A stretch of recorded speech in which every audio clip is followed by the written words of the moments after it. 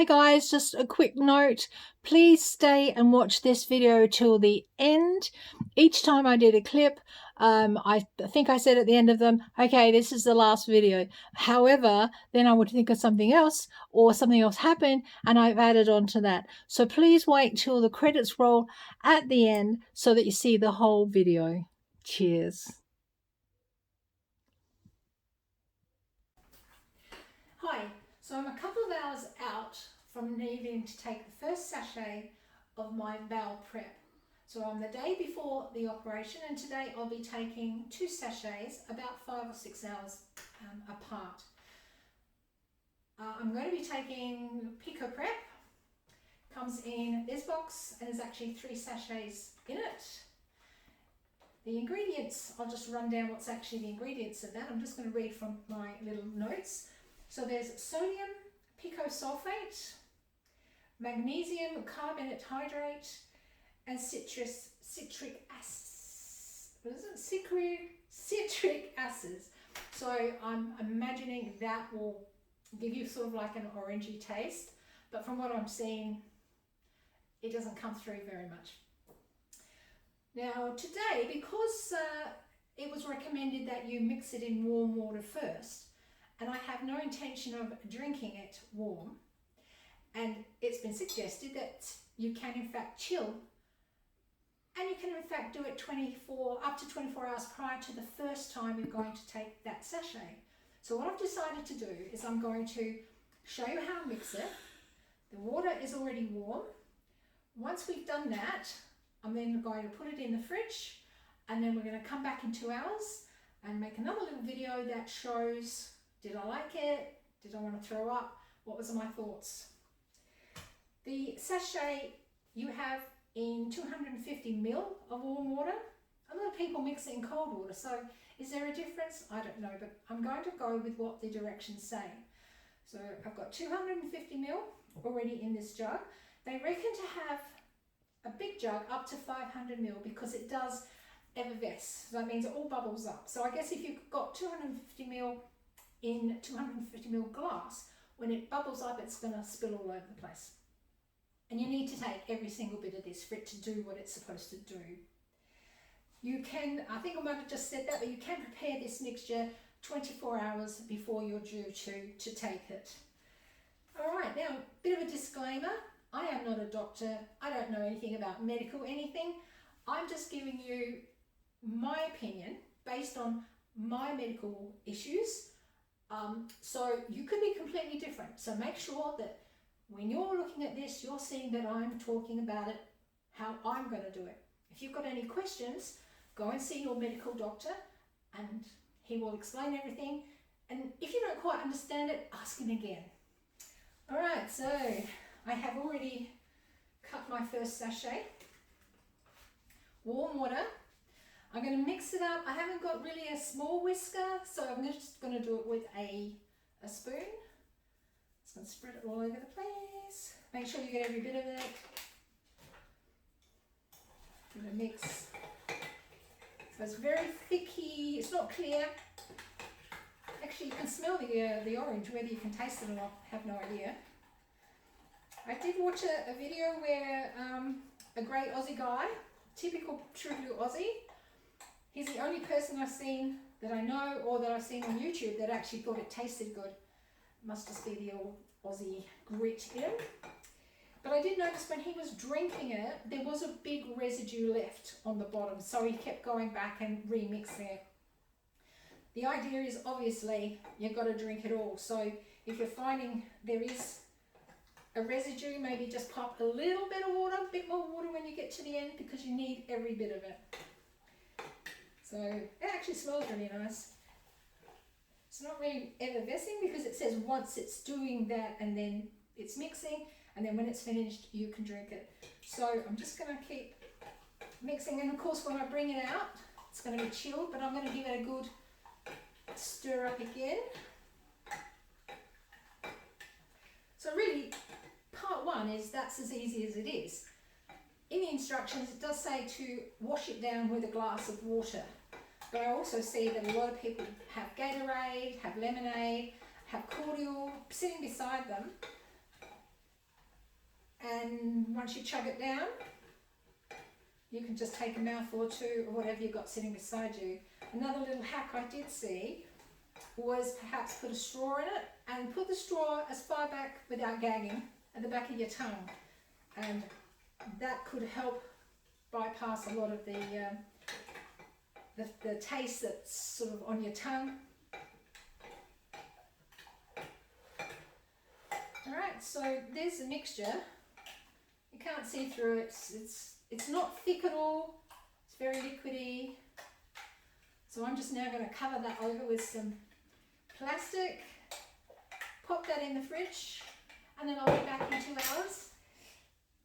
We'll do the taste test and then I'll let you know what it's actually like. So I'll be taking this at 3 p.m. in the afternoon, followed by 2 to 3 litres of clear fluid, which I'm going to use water. And then again, I've been recommended to take the second sachet at 8 p.m. and do it all over again. They do recommend as soon as you take this, you should be at very close proximity to a toilet. And then tomorrow morning when I get up, because I'm having an afternoon procedure tomorrow, I have to take another one of these at around 7:30 tomorrow. All right, so for now, I think that's all I need to tell you. Cut. Well, I'm back and it's now a couple of hours later, 3 p.m. It's time for me to take my meal prep. So we've already done our mixing, put it into chill for a few hours. So I've just brought it out and stirring it up.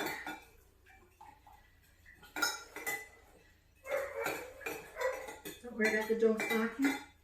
I just had some food delivered, some groceries, and they want to eat the delivery driver. So, alright, so I'm stirring it up. I'm going to put it in a glass so I can make sure I get rid of all the residue from this one. Yep, that's pretty good. Yep, looks good. I'm now going to drink it. I've got a glass of water, which is what I'm going to endeavour to wash this down with. But plan B is I've got an energy drink. So we will see how that goes. Let me just make sure that I've got everything. So yeah, this is an energy drink. So it's called a Lucozade. I know that it was in England in the years and years and years ago, and it is in Australia. Different from when I was a kid.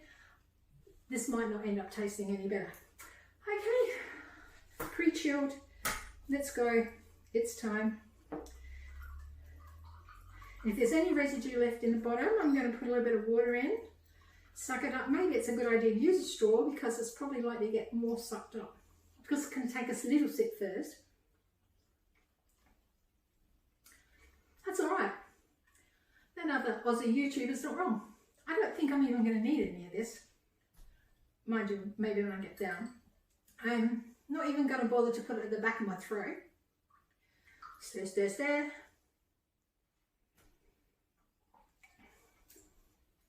You can taste the citrusy. Is it orange?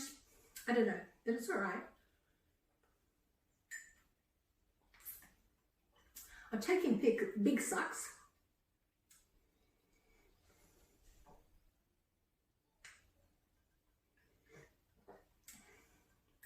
Yeah, I'm not lying. It's alright. If this was an energy drink, I think I could easily buy that and drink it.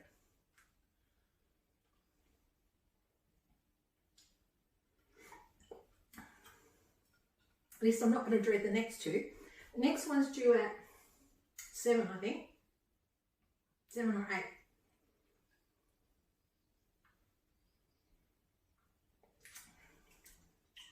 Keep stirring it.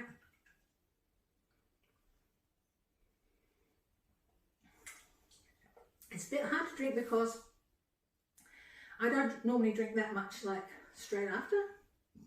And I've been drinking all morning. So I'm actually pretty full up with fluid for a start. Mind you, as quick as the fluid is going in, it's coming out.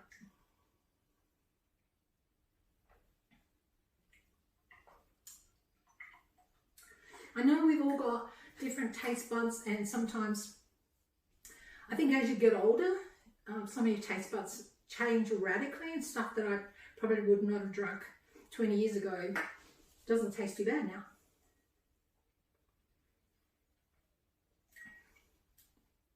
I didn't feel like I was chugging that.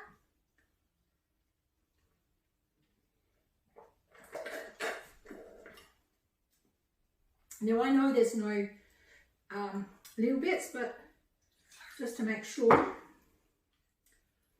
just going to finish it off. The water actually tastes worse than the mix. Okay, so not going to need to wash it down with this, although from now until I have the next prep, I'm pretty sure it's 2 to 3 litres of clear fluid that I have to drink. I don't intend to leave the house again until probably 12 tomorrow morning, 12 lunchtime. That's when I've got to leave the house to go to be booked in. So I'm planning on sitting very close to the door that runs to the toilet. But okay, my honest opinion as a 68-year-old woman, that was okay. I am not going to dread drinking the next one or the one in the morning. No problem whatsoever. Had it been warm, yeah, maybe if it was warm, but the fact that you could pre-do it, I thought that was good. You could chill it, that was good. You have to have the instructions from your doctor, because what comes with this is a really tiny pamphlet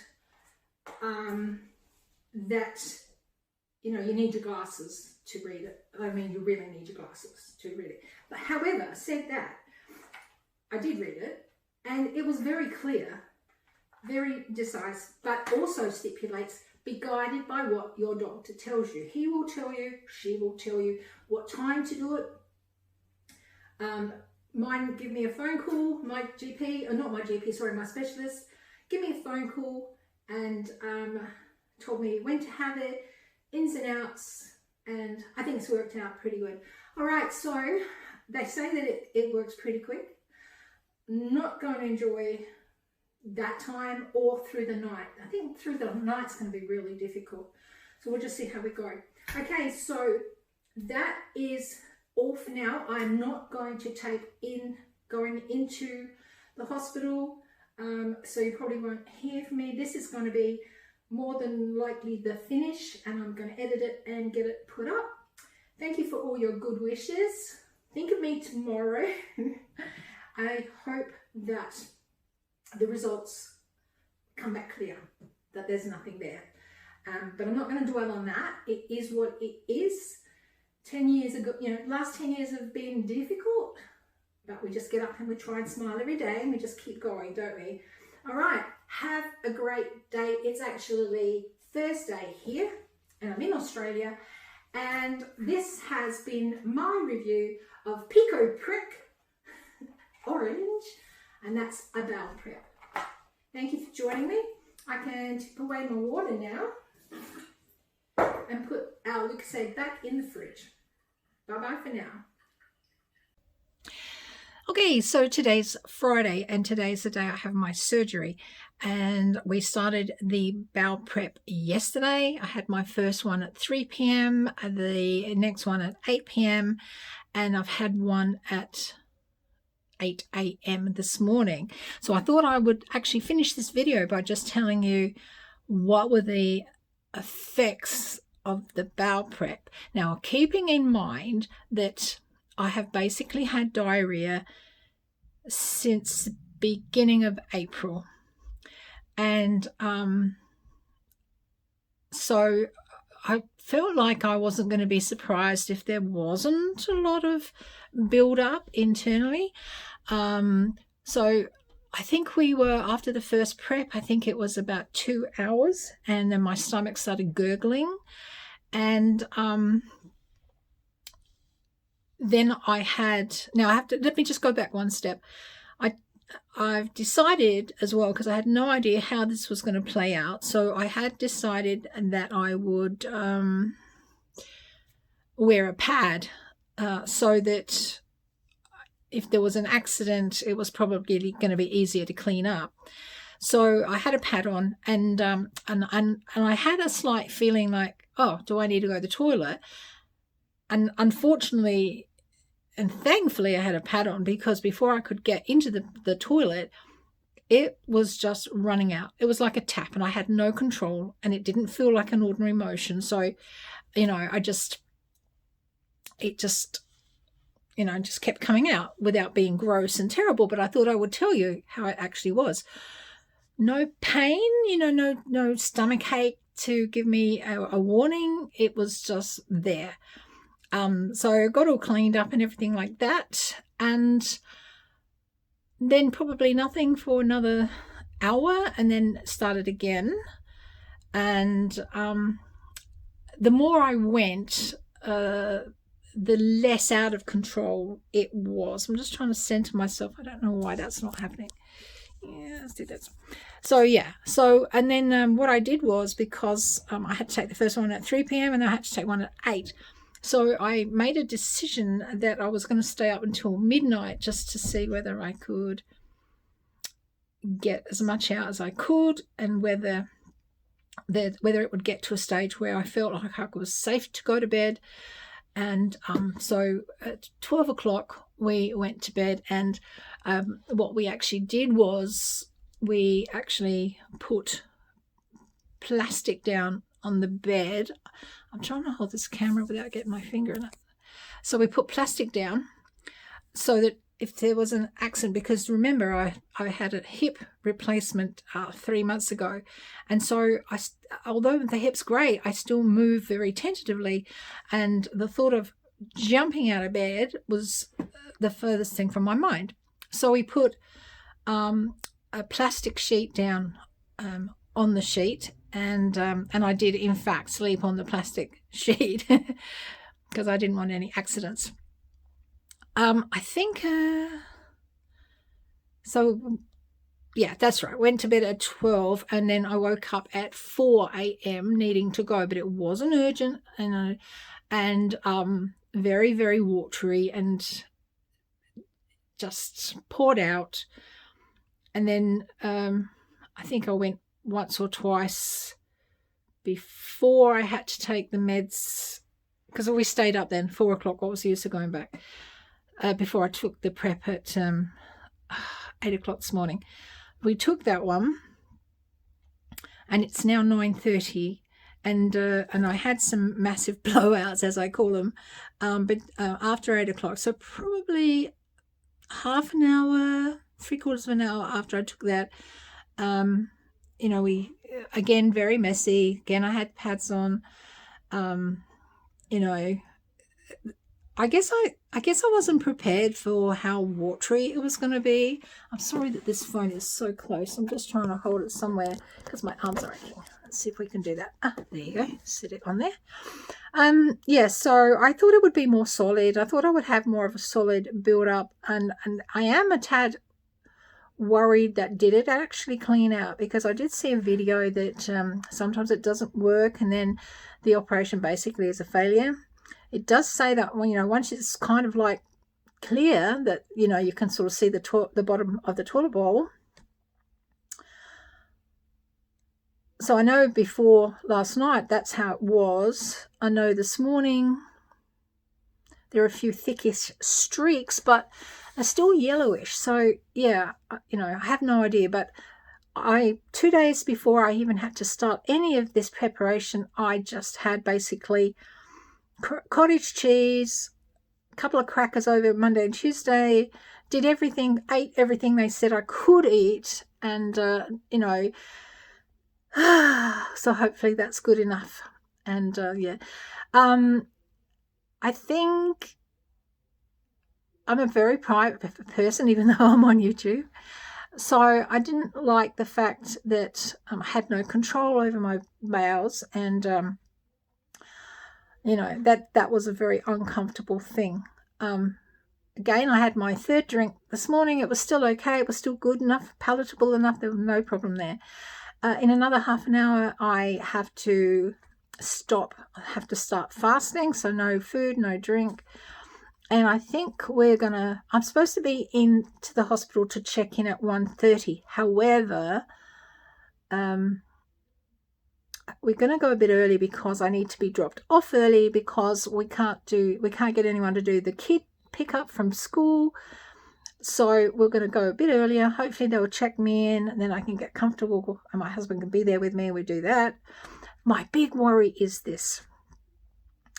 I'm scared I'm going to need to poop when I'm in the car.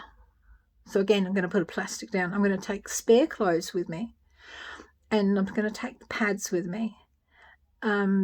Because even after last night, the toilet still continued.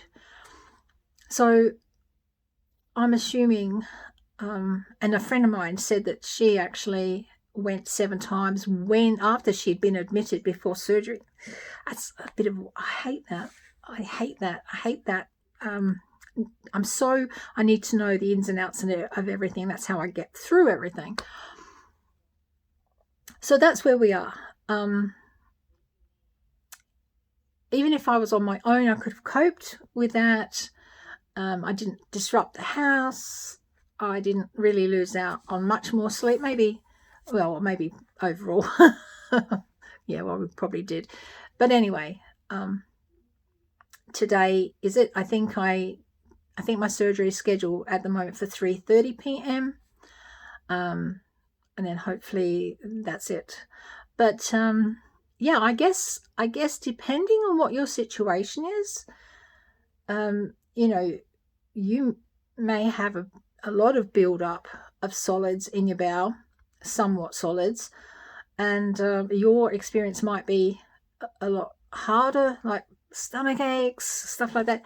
One thing I really noticed is by the end of yesterday, I was having waves of being incredibly cold,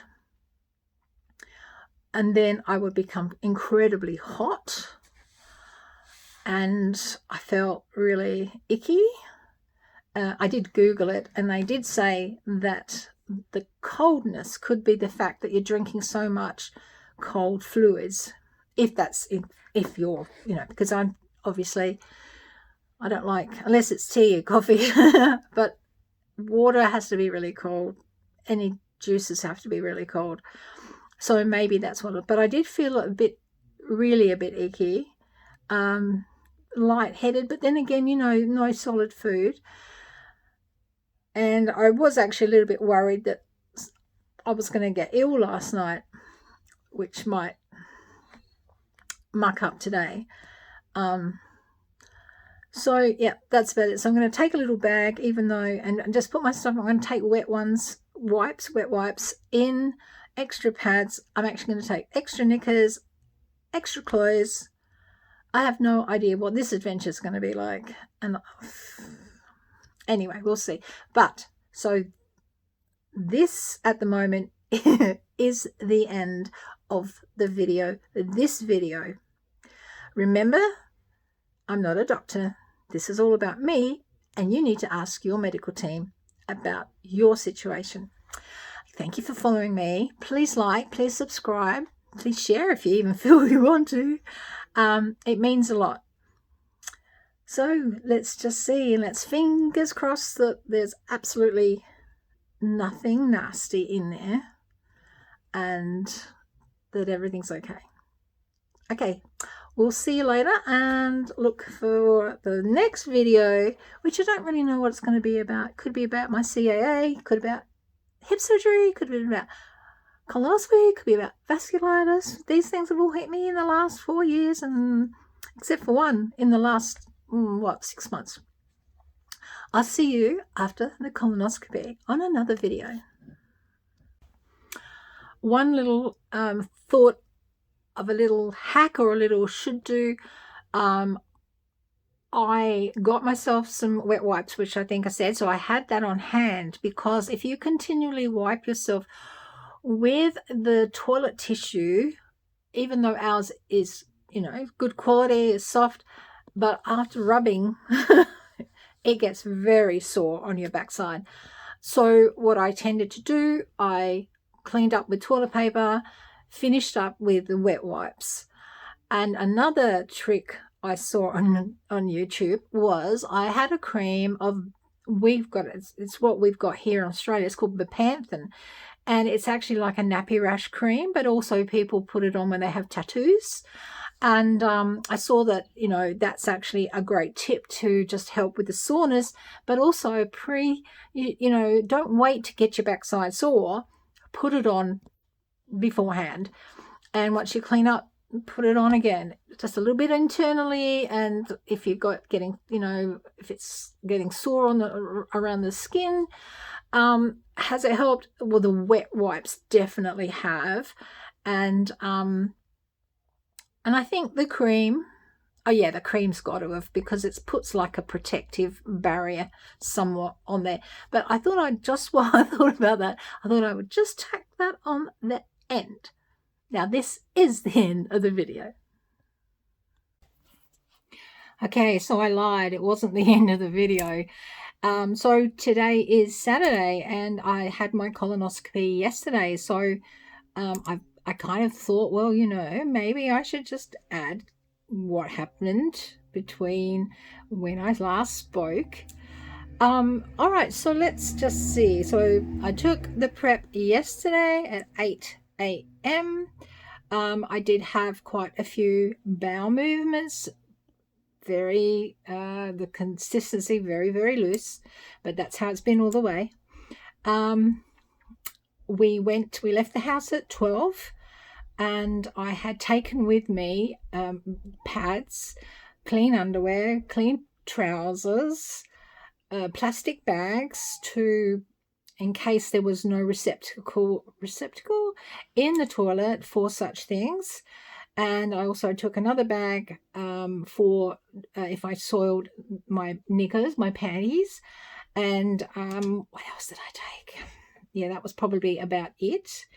I got signed in, so I got admitted about 1 and taken to, so I guess all day surgeries are the same. You basically get, you know, taken to a cubicle with just curtains around, and I got booked in, and they checked again, you know, how many operations I've had, allergies, you know, have I got loose teeth, loose eyes, you know, just the general stuff that they do when they book you in.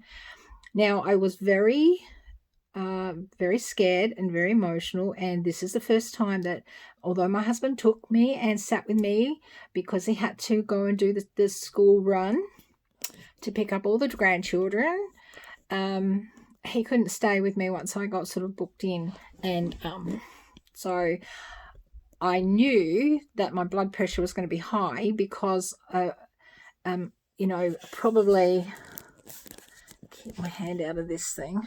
Hang on. Because I knew I had a headache because about 11 o'clock, I knew I had my high blood pressure. My blood pressure normally when I'm resting is 127 over about 75. And I have to keep it down because I have cerebral amyloid angiopathy, which is a brain disease.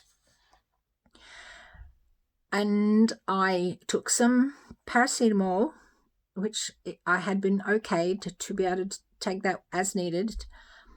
And it didn't work. And that stuff starts to work within about 20 to 30 minutes after I take it. And as soon as it didn't start working, I knew that my blood pressure was going to be up. So in this cubicle, took my blood pressure, and it was 150, I think it was 155. Ooh, eek. But I was very scared, and I was because I do suffer from anxiety, and my husband is my comfy blanket. And since he gave up work, like, I don't know, 5 years ago, we're almost together all the time. So that was very uncomfortable for me. I had a cry and the young nurse looking after me was very nice and understanding, and just chatted to me. Once I'd had a cry, and she had to go do something, so she left the curtains around me, because normally that when you changed and everything, and I changed into the gown, you put the curtains around yourself, and then really and truly they just put it all back so all the nurses can see everybody, so no one's sort of left alone in a cubicle. And but once she'd gone and I got changed and I got my composure back and started to breathe properly, and I could feel the headache ebbing away, which was good. So I was really happy about that. I saw the anaesthetist. He come around, double checked, because they ask you the same questions over and over, but that's a hospital policy, and I think it's a new standard of policy. It's a new standard of care that they do here in Australia, and it's almost to eliminate anything that gets missed. Anything that gets missed can, by one person, will probably be picked up by the next. So I was sitting there with a gown and like a what's it called, dressing gown on as well. They gave me these. Now, when I was in the same hospital last year, they gave me these groovy socks to wear that had sort of rubber lines on. So they were, I actually, because once they give them to you, they don't take them off you. I brought them home. I've got a couple of pairs here. And in winter, I wear them all the time because I don't wear shoes. And if I don't want to wear slippers, and this last 7 months, I've basically not worn slippers, and then especially the last since the 2nd of April, I definitely haven't worn slippers because with the vasculitis that happened on my legs, my feet were just too swollen, and I couldn't even get any shoes on, let alone slippers. But I know how good they are. They are really good, and so they gave me these like disposable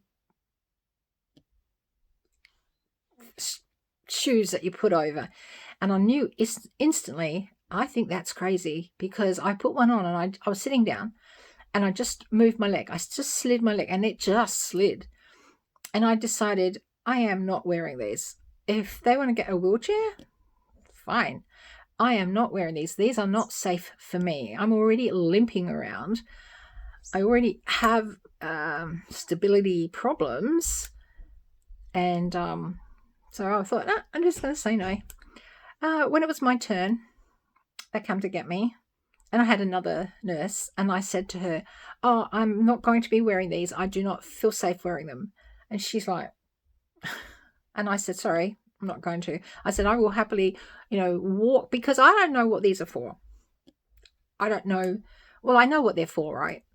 But I thought, well, I can walk to the operating room and then I can put them on there, because if I wear them there and then I have to take them off.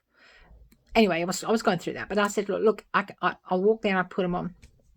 And I had my hat on, my hairnet. She was grumpy as. Anyway, she walked me in, and I said to her just as I was getting in the door, do you want me to put these on now? Or what's the use? You've already walked all the way here, and you might as well take your hat off too, your hairnet. All right, lady, whatever. So I did that. I had also on one of the, well, actually it was that nurse, when she came, she went through the same questions. And I said, I just remembered something. My pupils don't dilate. Don't know why. It's something that's happened from when I was about 30, and they can't find a reason for that, which I never bothered about.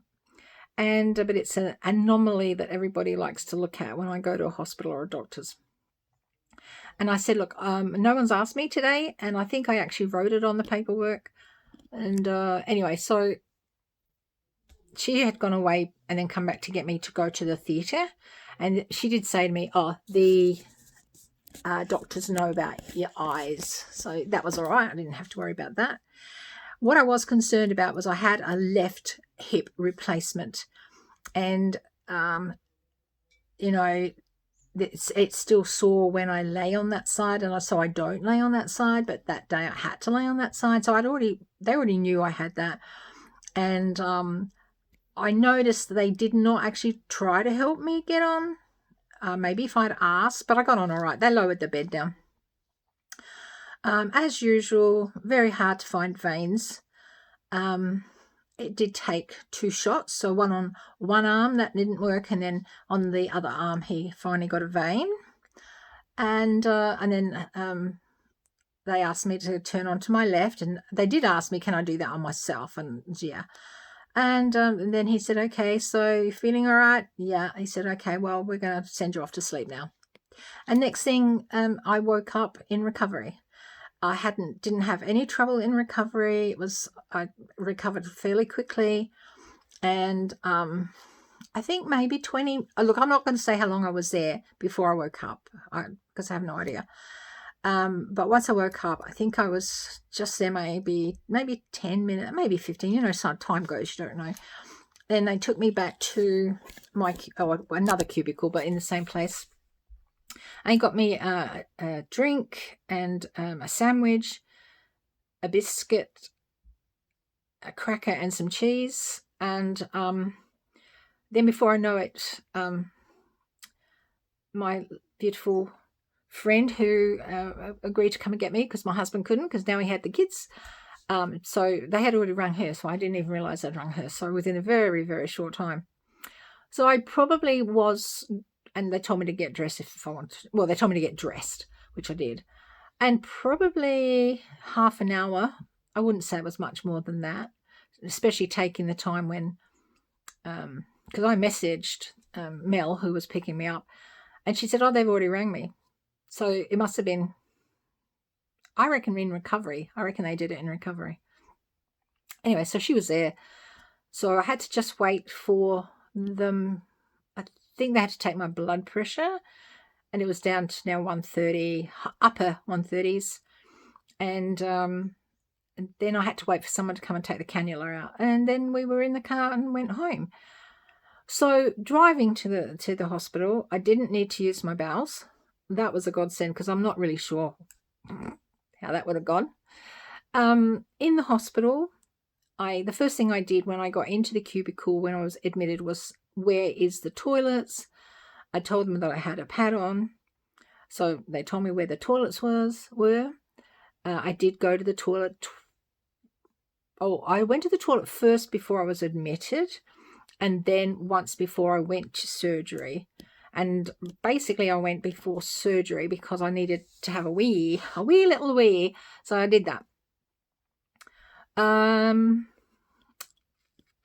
What else happened? That's about it. I came home. I had some chicken, just a little bit of chicken for my tea, because I got home about 6, I think.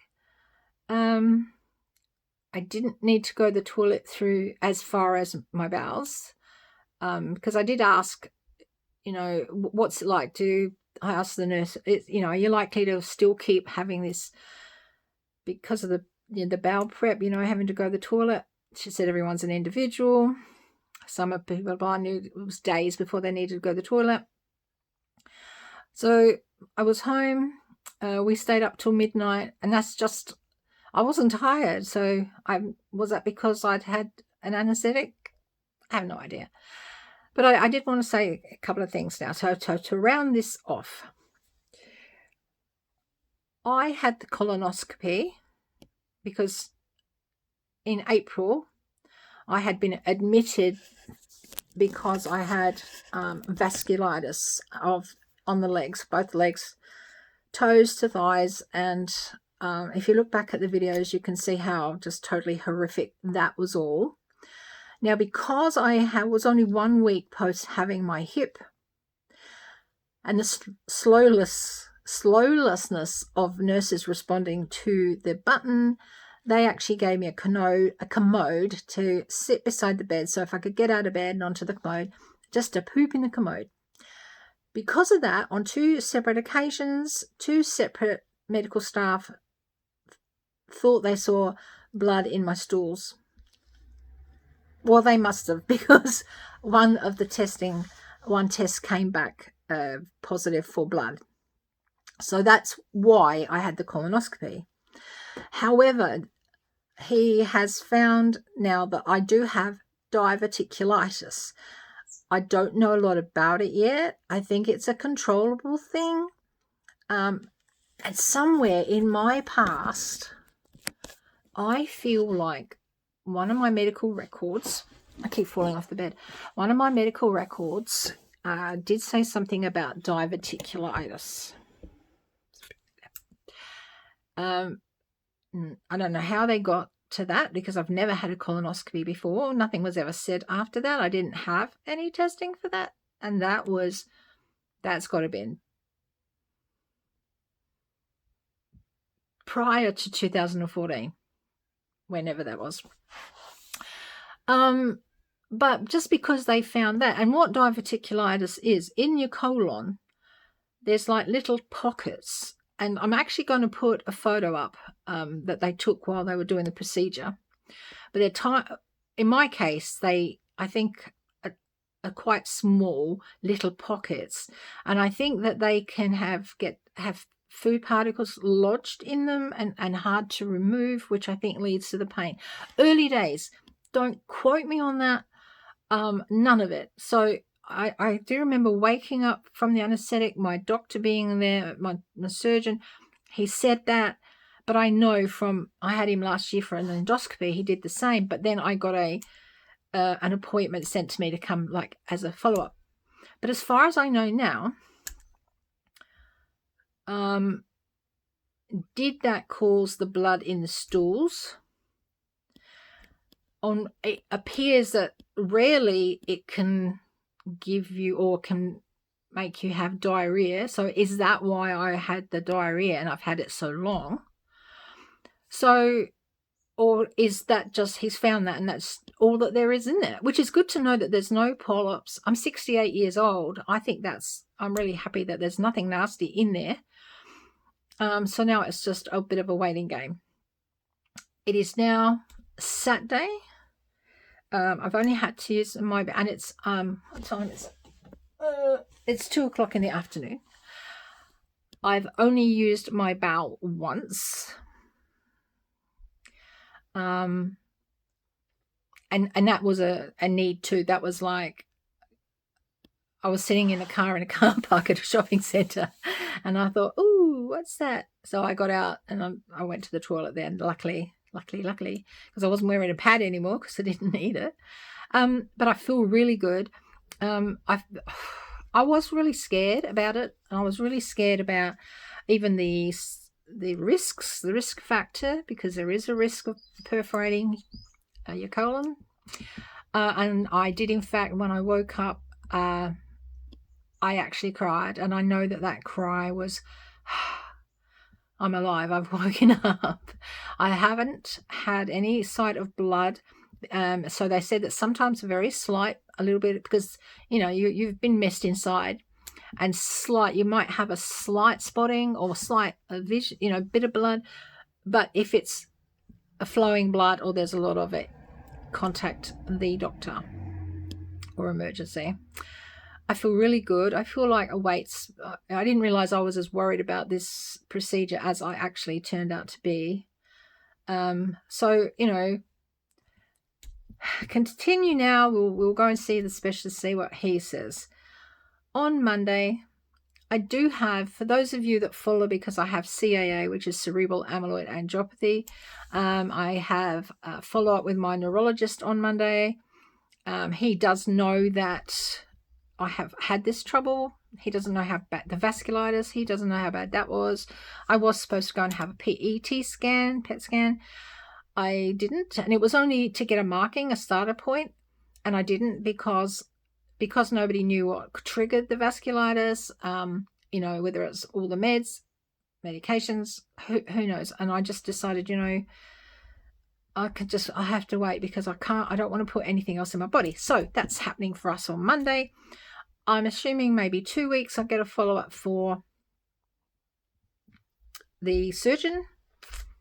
And I think it's 2 weeks, and then I go back to the dermatologist for the legs. So I think that's about all.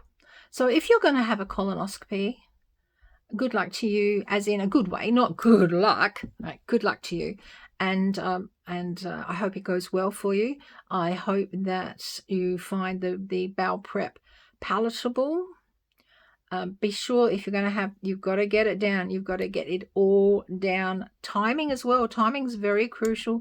When to stop eating, what to eat, because they need that bowel empty so they can see all those nasty. If there's any nasties, they want to be able to see it. So thanks for following me. This has been a long video. I just thought I might just put it all on one. So I will see you in the next video. I'm not sure what the next video is going to be about yet. But thank you for following me. And if you haven't subscribed, please subscribe. At least we can do something. All right. So thanks a lot. And it really means a lot to me. Especially I've got 540 something subscribers. And this was really supposed to be a YouTube channel just to give me something to do and someone to talk to. And so I'm really happy about that. But I would really like, if you've got cerebral amyloid angiopathy, I would really like you subscribe. Vasculitis, I don't know where that journey's going. Please subscribe.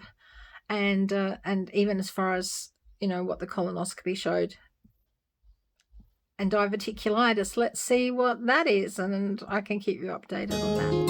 Okay, guys, I am going to have a nice relaxing weekend. And I might just sit on my butt and not do much. Okay, see you later, guys.